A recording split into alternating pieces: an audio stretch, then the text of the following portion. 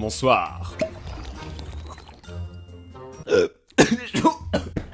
Quoi là tout le monde, c'est Rayton. Aujourd'hui on se retrouve pour une vidéo qui change énormément d'habitude parce que j'ai investi, j'ai acheté des lumières et des bougies dans le fond. Genre s'il vous plaît, contemplez mes bougies, dites-moi qu'elles sont belles dans les commentaires s'il vous plaît. J'ai investi les potes parce que j'ai deux nouveaux concepts que je voudrais faire sur la chaîne qui seraient des séries qui sortiraient tous les vendredis soirs. Il y aurait une vidéo là où je lis des threads d'horreur et tout, je les illustre un peu à la manière de Squeezie, ok.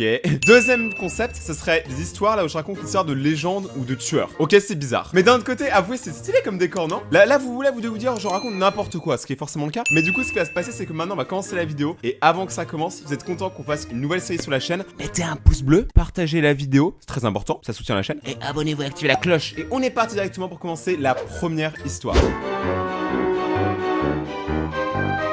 Elena était un soir dans son lit avec son petit ami. Il était environ 1h30. D'un coup, Elena reçoit un SMS d'un numéro qu'elle n'avait jamais vu auparavant. La personne, elle commence le SMS par « Est-ce mon nom ?» et après écrit « Désolé pour les messages tardifs et à l'improviste comme ça, mais je pense que ton petit ami t'a trompé et moi également. Et j'ai besoin de vous en parler. » Donc du coup, ce qu'elle fait Elena, c'est qu'elle commence à échanger des textos du coup avec cette personne dont elle ne connaît toujours pas le nom. Et cette personne quand même accuse le petit copain, donc John, accuse son petit copain John d'avoir quand même trompé deux filles qui ne se connaissent pas apparemment. Sachant que c'est un SMS et que du coup on ne peut pas reconnaître la voix ni le sexe ou même son nom. Évidemment, ça a beaucoup tracassé Elena. Mais gardez quand même à l'esprit que c'était en plein milieu du Covid, en juin 2020. Plein milieu du confinement. En plein milieu du confinement au Royaume-Uni, donc en Angleterre. Le truc c'est que Elena, depuis tout ce temps, elle passait toutes ses journées avec John, vu que c'était le confinement, donc depuis mars, ils étaient tout le temps ensemble. Et que quand Elena lui a demandé est-ce qu'elle a été trompée, il a bien évidemment répondu non, comme tous les mecs. Mais il a répondu non, et surtout il a dit qu'il ne savait pas qui était cette personne parce qu'il n'avait pas eu de relation depuis très longtemps, et surtout qu'il n'a jamais trompé personne. Le même numéro commence à lui envoyer des textos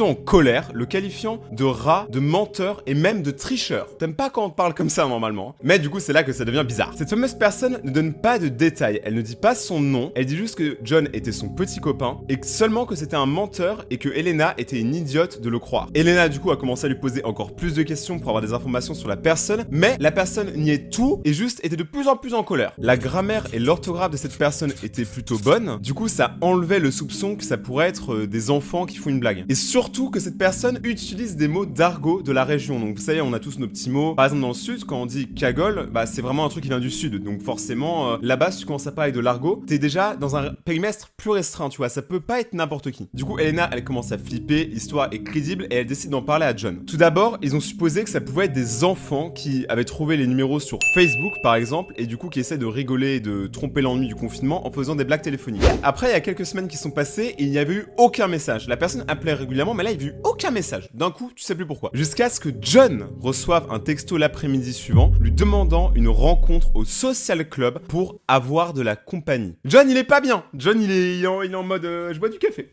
Là, c'est une occasion de savoir qui se cache derrière tout ça. Donc, John et Elena décident d'aller au social club. Mais quand ils arrivent, il est fermé. Il est fermé parce que c'est le confinement et surtout, il n'y avait personne sur place. Mais ils avaient une impression très bizarre d'être tout le temps surveillés pendant tout le trajet. C'était vraiment une impression très bizarre. Et les deux, pendant le retour, ont commencé à en discuter. Et ils étaient un peu paniqués parce qu'ils savaient pas pourquoi un rendez-vous à cet endroit-là précis. Pourquoi faire ça en pleine journée. Il y a plein de questions qui leur trottaient dans la tête. Mais aucune n'avait de réponse crédible. Mais ils mettaient quand même une importance, tu vois. Ils se disaient pas que c'était que des canulars téléphoniques parce que du coup ils sont quand même allés, tu vois, ils avaient quand même un peu peur, du coup ils sont allés. Encore quelques jours passent et le même numéro recommence à envoyer des SMS. Cette fois, la langue du texte a changé. Quand je dis que la langue du texte a changé, c'est pas que la personne a comment changé de langue, genre elle parle français, anglais, etc.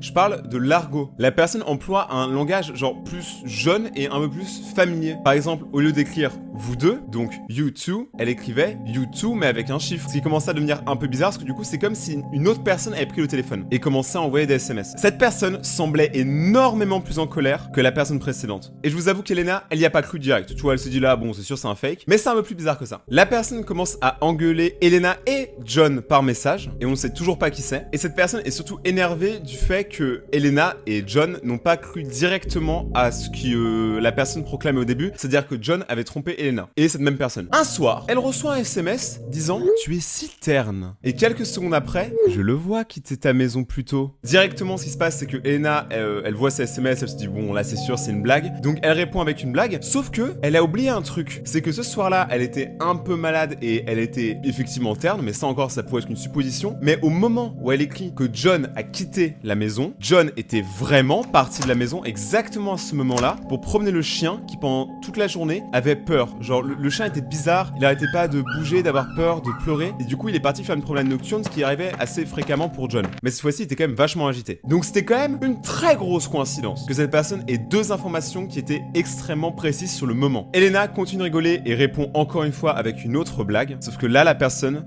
donne son nom, leur adresse et l'heure. C'est chaud. C'est clairement chaud. D'ailleurs, cette même personne, ça va être d'autres détails. Par exemple, le fait que John était dans l'armée. Et ça, c'est quelque chose qui pouvait être trouvé à travers les réseaux sociaux parce que John le montrait avec des photos, par exemple. Ce qui se passe, c'est que Elena, du coup, est toute seule à la maison et elle décide d'appeler le numéro en boucle. Elle appelle, mais à chaque fois, le numéro se coupe directement. Dès que ça appelle, un petit bruit, et après ça se coupe. Ce qui s'est passé du coup, c'est qu'elle a commencé à chercher sur WhatsApp le numéro pour avoir des informations. Et également sur quelques réseaux sociaux. Après des heures de recherche, elle ne trouve toujours rien. Il n'y avait que sur Instagram que le numéro avait fuité. Et la page Instagram qui était liée à ce numéro était une page d'un cinéma aux Pays-Bas qui s'appelle Ralt. Et quand on recherche le fournisseur de ce numéro sur internet, on tombe sur une compagnie qui s'appelle Tismi et qui semble être une compagnie qui propose de faire des faux numéros pour faire des canulars ou que ta couverture ne soit pas grillée. Sauf que en général, ce genre de canular, je sais pas si ça vous est déjà arrivé, moi je me souviens que ça arrivait à ma grand-mère, mais le truc c'est que ce genre de canular, quand c'est bien fait, le but à la fin c'est de soustraire de l'argent. Donc la personne, elle paye, elle crache la money. Sauf que là, pas du tout. La personne était juste de plus en plus flippante, donnait de plus en plus d'informations sur le lieu et chaque soir, cette personne donnait des informations comme si elle était vraiment dans les parages, genre qu'elle était dans un buisson ou quoi, mais elle pouvait voir la maison et savoir ce qui se passait à l'intérieur. À partir de ce moment-là, John, tous les soirs, il fait des rondes pour voir si y a quelqu'un,